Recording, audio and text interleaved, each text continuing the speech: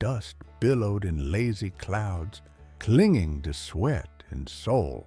On the porch of his small home, built with his own hands 30 years ago, Silas Caldwell watched the approaching riders. They weren't neighbors coming for coffee, nor drovers seeking water. They were soldiers, and the flag they carried, though it had once waved for freedom, now seemed like a vulture hovering over the carcass of a dream. At their forefront, mounted on a black horse that seemed carved from arrogance itself, rode Colonel Marshall Harrison Woods. His eyes were as cold as two river stones in winter, and his uniform, impeccably blue and gold, was an insult to the simplicity of that dry brown land. Silas didn't move. At 70, his bones ached, but his spine remained straighter than most men half his age. He stood, hands resting on the old shotgun he hadn't touched in years, not as a threat, but as an extension of his own body. Silas Caldwell, Colonel Woods's voice cut through the air, devoid of any warmth or respect. This property, by decree of the central government, has been designated for strategic use. You have until sunset to collect your belongings and depart. It was not a request. It was a final order. The hot Texas wind whistled through the gaps in the wood like a lament. Silas felt the weight of the promise he'd made to his deceased wife right there on that porch, that he would die on this ground. "Colonel," Silas's voice was low, but it resonated with the gravity of decades of labor and loyalty. This land was not designated by any government. It was won with blood and honor, my blood. Colonel Woods dismounted, the sound of his boots on the dirt and affront. He walked slowly, a sneer forming on his lips. "The time for honor is over, old man. Now is the time for law, my law." Silas knew brute force wouldn't help him. He had seen good, strong men fall by relying solely on their weapons. He had something stronger. He stepped inside for a moment and returned with a small wooden box. From it, he retrieved an envelope yellowed by time, its wax seal cracked, but still intact. "This land has an owner, Colonel, and his name is written here in ink that doesn't fade." He extended the letter. "This is my deed, signed and sealed by a man whose word is worth more than any decree invented in the Capitol." For a moment, a brief flashback warmed Silas's mind. He saw himself young around a campfire, the Texas sky thick with stars. Beside him, a man with a wide smile and piercing eyes, wearing a coonskin cap, handed him that very paper. "Keep it well, Silas," the man had said. "One day, Texas will need men with words more than men with rifles. This land is yours because you defended it. Let no man or government take it from you." The memory of Davy Crockett was so vivid, Silas could almost smell the campfire smoke. Colonel Woods took the letter with disdain. He turned it in his hands, mocking its age. He didn't even bother to read its contents or verify the signature. To him, it was just a piece of old paper, the pathetic last resort of a broken man. "Old deeds have been nullified," Woods declared, his smile widening in pure cruelty. "The past is dead, Caldwell, and you should join it." And then, in a gesture that would seal his fate in a way he could never imagine, Colonel Marshall Harrison Woods tore the letter in half. The sound of the paper splitting was low, almost inaudible against the wind, but to Silas, it was like the snap of a bone. The two pieces fell to the ground, into the dust that had once been his home. The colonel stepped on one of the fragments with his polished boot, grinding it into the earth. "Sunset," he repeated, turning to mount his horse. "Be gone by then." The soldiers laughed, complicit in the humiliation. Silas said nothing. He simply looked at the torn pieces of the letter on the ground, his heart heavy, but a new flame igniting within him. It was a cold, patient flame.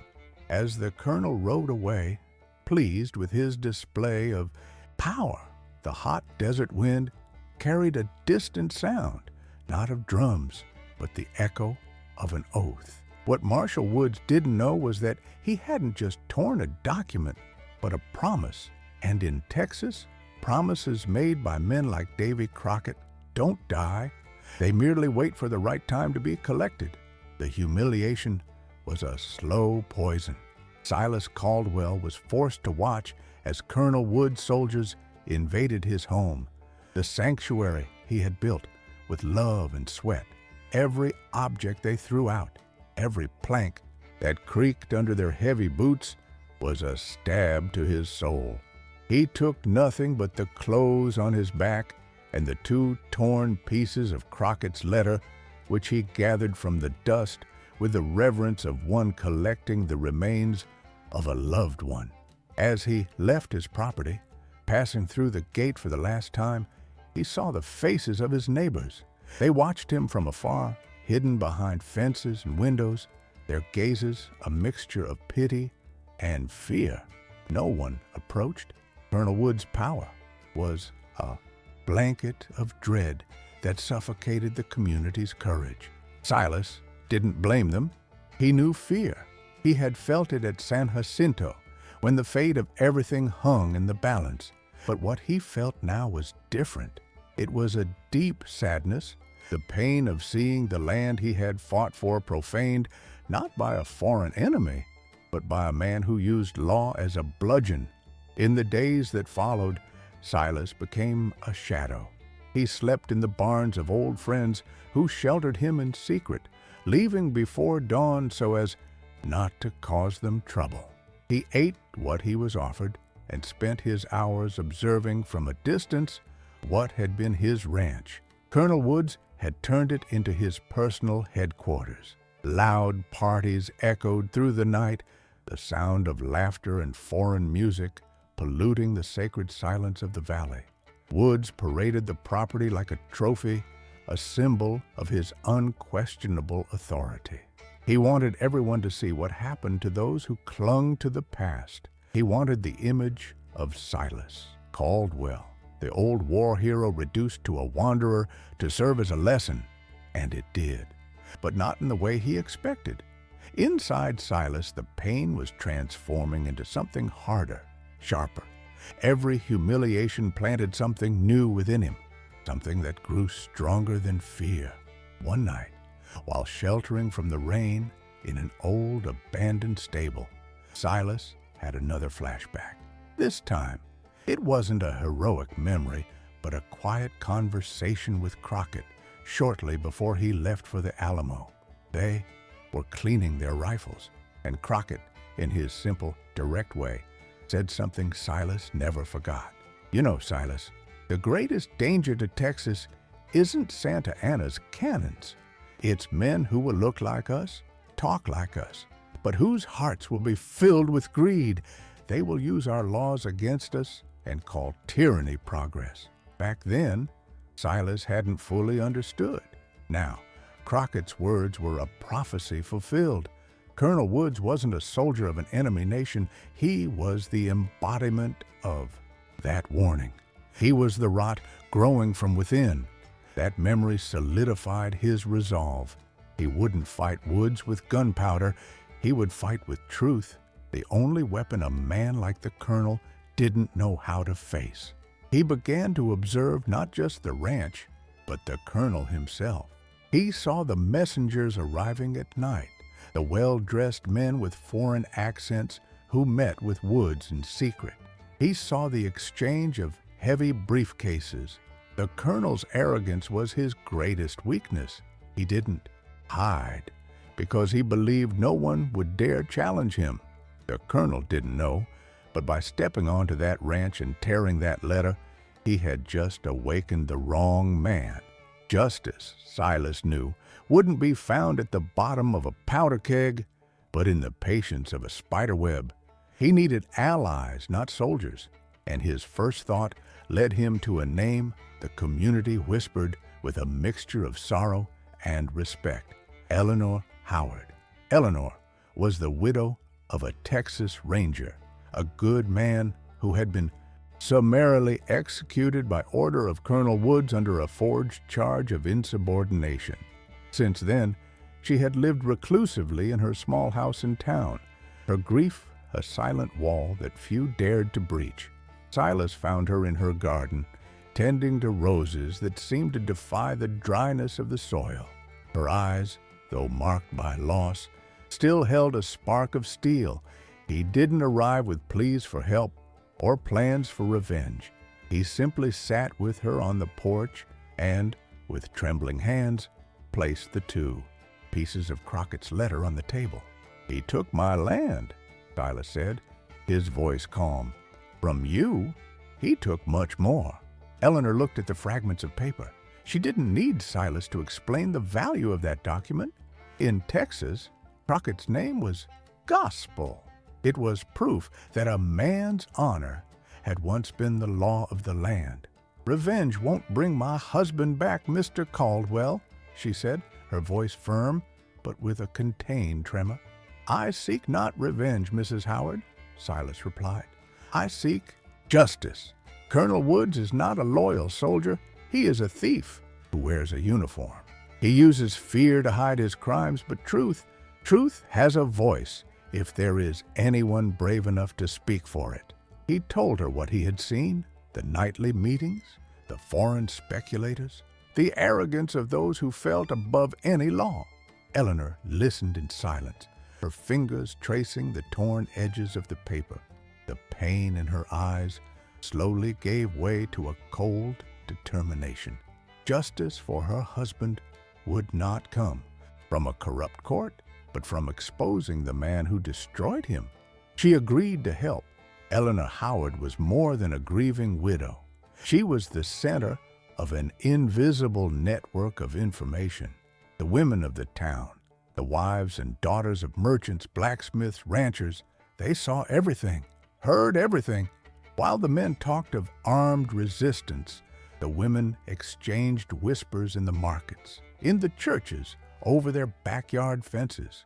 They knew who owed money, who betrayed whom, and which of the colonel's soldiers drank too much and talked too much. With the new mission, Eleanor began to weave these threads of information. She discovered that Woods was selling Texan lands, confiscated under false pretenses, to a European development company, pocketing most of the gold. The government decree was merely a facade for his personal enrichment. She managed, through the wife of a frightened clerk, to obtain a copy of the land registry, proving the fraudulent transfer. Meanwhile, Silas, with his reputation as an old veteran, began visiting other ranchers who had been threatened by Woods. They were terrified, but Silas's calm presence and the news that Mrs. Howard was taking action gave them a spark of courage. They wouldn't take up arms, but they provided written testimonies describing the colonel's intimidation tactics. The plan was taking shape, not like a storm, but like the slow rise of a tide. Silas patiently glued the 2 pieces of Crockett's letter onto a piece of leather, the legendary words and signature now visible, though marked by the scar of the tear. It was the centerpiece, the symbol of all that had been profaned. The powerful men laughed, seeing an old man mending paper and a widow discussing recipes at the market. Little did they know that what they were weaving, thread by thread, was the shroud for the colonel's power. The night of Colonel Marshall Harrison Wood's downfall did not come with the roar of cannons, but with the clinking of crystal glasses and the sound of a violin. In his supreme arrogance, Woods organized a grand party at Silas's stolen ranch. The purpose was to celebrate the final signing of contracts with the European speculators, an event that would make him an immensely wealthy and powerful man. The guests were the corrupt elite, local politicians he had bought, greedy businessmen, and the foreigners themselves, all toasting the progress and order Woods had brought to this wild land. Silas's property was unrecognizable, lit by dozens of lanterns, the music drowning out the chirping of crickets and the howl of coyotes. Woods was at the height of his power, a peacock displaying his feathers, sure that nothing could touch him. It was then that the front door swung open. The music stopped. The conversations died. Standing at the entrance was Silas Caldwell. He didn't look like a defeated wanderer. He was dressed in his old ranger's coat, clean and mended. His face was shaved, and his eyes, once clouded with sadness, now gleamed with silent authority. He carried no weapon. In his hands he held only the piece of leather with the mended letter. "Get this old man out of here," Wood shouted, his face red with fury and surprise. Two soldiers moved toward Silas, but he raised a hand, and they hesitated, paralyzed by the quiet strength emanating from him. Silas didn't look at Woods. His eyes were fixed on the European speculators. "Gentlemen," his voice, though not loud, filled the hall, "this house you are in, this land you intend to buy, it has a history. It was paid for, not with gold, but with the courage of men who believe that freedom has no price." He walked slowly to the center of the room. Woods was paralyzed by the audacity. "This man," Silas continued, now pointing at the colonel, "offers you paper titles. I offer you the truth." At that moment, as if by a prearranged signal, Eleanor Howard entered, followed by a dozen other women, all dressed in black, all widows or mothers of men whose lives the Woods regime had destroyed. They said not a word. They simply lined up against the wall, a silent accusatory jury. Eleanor stepped forward and placed on a table the documents proving Wood's fraud, the copies of land registries and the testimonies of intimidated ranchers. The speculators began to shift uncomfortably, their eyes darting from the papers to the colonel's pale face. The final blow came from Silas. He raised the piece of leather so everyone could see the torn letter. Colonel Wood said the past was dead. He was mistaken. He paused, letting the silence weigh in the air. "This document is my deed. It was torn in an act of contempt, not just for me, but for everything this land represents.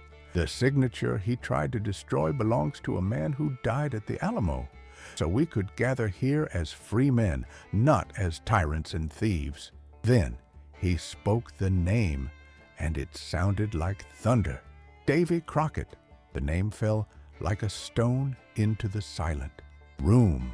Among the colonel's soldiers, men who had grown up hearing the legends, there was a murmur. Crockett's courage was sacred. To dishonor his name was sacrilege. The speculators, realizing they were about to be embroiled in a scandal that could incite rebellion, began to back away discreetly. Wood's power, built on a foundation of fear and lies, crumbled in an instant. He looked around, seeking support, but found only eyes that condemned him or avoided him. His authority had evaporated. He was no longer a colonel. He was just a small man, naked in his greed. As the townspeople, drawn by the commotion, gathered on the porch and saw the colonel alone, surrounded not by bayonets but by silence, no one shouted. They simply tipped their hats in respect for the old man who proved that memory is a sharper weapon than any sword. Justice in Texas sometimes is not a shot in the dark, but the daylight that reveals the truth. Colonel Marshall Harrison Woods was not hanged nor exiled. Something worse happened. He was forgotten. With his fraud exposed and his authority undone, his superiors in the capital, eager to distance themselves from the scandal, simply removed him from his post. His soldiers abandoned him. The speculators vanished, and the man who saw himself as the new king of the frontier was reduced to nothing. He left in the night, not as a conqueror, but as a thief, fleeing the scene of the crime, leaving behind only the echo of his arrogance. He tried to destroy. That man, Silas Caldwell, but ended up destroying himself. In Texas, true revenge is living free, while the enemy lives bound to his own past. Silas returned to his ranch. The house was a mess, marked by the profane party, but the structure, the foundations he himself had laid, was intact. The community, now free from the yoke of fear, came in force to help.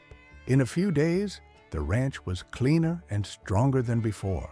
The land, which seemed to have withered under the weight of tyranny, seemed to breathe again. Eleanor Howard found her own peace. Justice for her husband did not come in the form of blood, but in the restoration of honor.